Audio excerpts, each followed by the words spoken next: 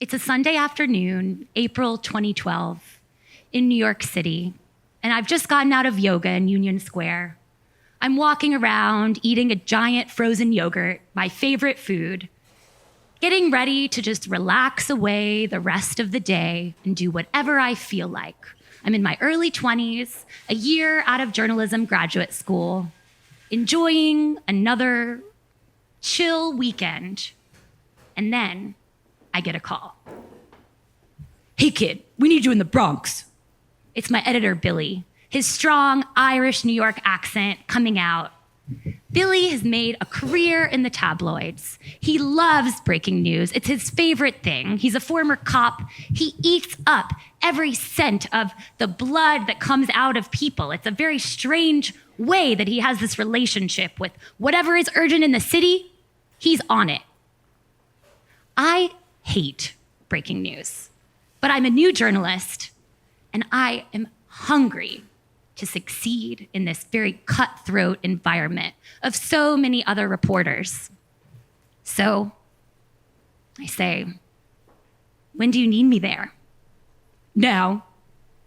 I realize that the train will take me an hour to get to the Bronx, so I have no time to go home, and I'm in my yoga clothes. So I stop by Forever 21, throw down $10 for an overshirt, and I get on the subway. I'm getting into my fierce reporter mode, so I hope. I emerge at the Bronx Zoo, which is the scene I've been told to go to. And already there's a mob of reporters and photographers and a few policemen and a microphone. And the chief steps up to the mic and he says, "In all 30 years working for NYPD, he's barely ever seen anything this bad." It was a Dominican family of 3 generations on their way home from church, speeding around a turn, and they miss part of the road and tumble into the ditch. 2 grandparents in their 70s, their 2 daughters in their 30s, and those daughters, 3 little girls, ages 3, 7, and 9. And they've all been killed. I'm devastated. I call my editor, Billy, to give him the notes, but he's impatient. He sends me already to a new address. He says, "Get in a taxi immediately."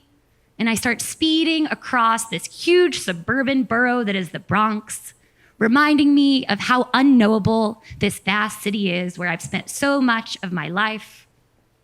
And midway through the ride, he calls me again.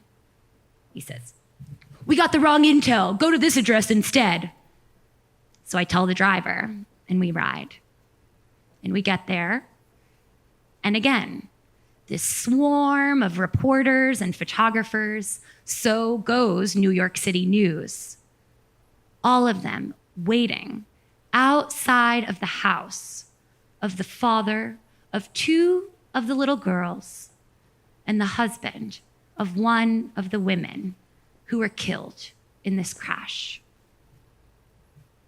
As a journalist, I've learned that my role is to tell the objective truth, to focus on my audience, and to not really care about the subjects rather than to get the quotes from them. But I feel strange. The human part of me is coming out, and I feel like, why are we all here? Why are we going to give this man a hard time who's just lost probably the 3 people most important to him in the world? But I keep standing there, and then a car pulls up, and a sad man walks out, and everyone runs to him. And I hesitate for a moment, but then, so eager to win, to be that best reporter, I push in front of all the other reporters, and I speak to him in Spanish, since I know he speaks Spanish. And I ask him if he has any comment at all. And he says, which I quote in the article, my wife. She was a good mother. She was a fighter. I don't want to be alive anymore. It hits me, but I'm there to do my job. So I take note of it, and I go and I call my editor, Billy. And he's thrilled that I've gotten access to this man, sends me to the nearest cafe to go pound out a story as quickly as I can, and I do. And we get it up first before all the other tabloids and local papers. So my editors are really happy. And they next assign me to the wake. A few days later, I return to the Bronx, and I find this line that snakes down the block and around the corner, filled with people from the community who knew this family, who were there to pay their respects. I'm in awe, and I get in line. I get in line behind two women with bright red lipstick and thick perfume who give me hugs, who start telling me all about their lives and about this family.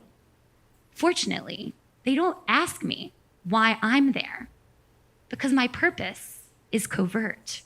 It's a secret that I'm there as a journalist. And we get up to the room, and I prepare to take mental notes, because if I pull out my notebook and reveal what I'm doing, I could easily be kicked out. So I walk in, and I start to memorize what I see. 7 open caskets. 3 angelic, small girls in white smock dresses, wreaths, flowers in their hair. The smell of antiseptic. It's too much. I feel overwhelmed, and I keep walking, and then I see the father that I interviewed, and he stretches his arms out to me and smiles and takes me in a hug. And I feel so relieved and also confused. I think, does this mean that he approves of what I'm doing? Or does he even remember who I am among these throngs of people? After a moment embracing, I walk out and I pull into a back alley, and I take out my notebook and I start scribbling down everything I took in that space. When suddenly, a cop pushes me on the arm. Hey, what are you doing here? You journalists, you're all a bunch of predators, preying on the vulnerable, preying on the innocent. Get out of here. I say, I'm so sorry. He doesn't care. He walks off. And I turn and I start to walk away. But my body won't let me keep going. I just break down right there. Feeling flashing to the smells, the tone of the room, mostly the image of those little precious girls. I feel like I've learned as a journalist to tell the objective story, to focus on my audience, but what about the subjects? What about the people? But I know I'm so dedicated to this work that I have little time to think in that moment. So I race to the nearest cafe, and I sit there and I pull out my laptop and I start typing, hoping that the words that I say will bring some sense of what I saw to all who read it.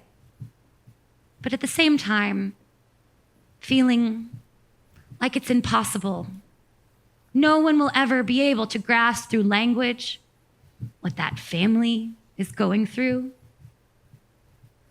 I file the story, and I walk out into the New York City streets, swallowed by the giantness of this place and by the randomness and interconnectedness of life. And I realize that this man and this family just lost their whole world. And I glimpsed it. But tomorrow, I will wake up and there will be another story.